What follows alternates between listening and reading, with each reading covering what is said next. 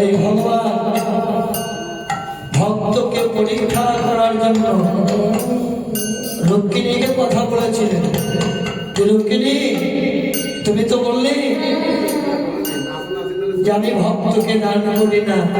দেখো ওই ভক্তকে আমি যতই দিই না কেন ওই ভক্ত গ্রহণ করে না, আর প্রমাণ দেখালে।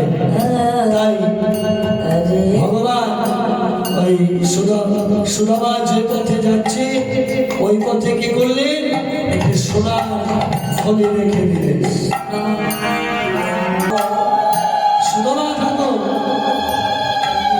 মনে মনে চিন্তা করলেন আস্তে আস্তে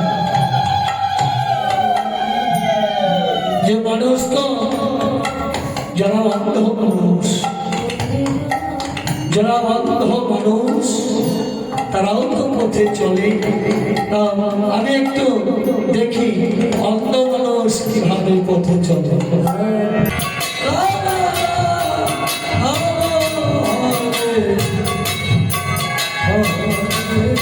দেখেছো রুক্মিণী,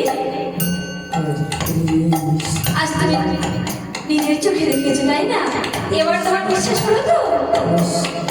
হ্যাঁ প্রভু, আমার বিশ্বাস হয়েছে। সত্যই তোমার ভক্ত শুধু তোমাকেই ভালোবাসে, আর সেটা কোনো ধন সম্পদের কামার নয়, সেটা শুধু কৃষ্ণ নামের কামার। চলো প্রভু, এইবার আমরা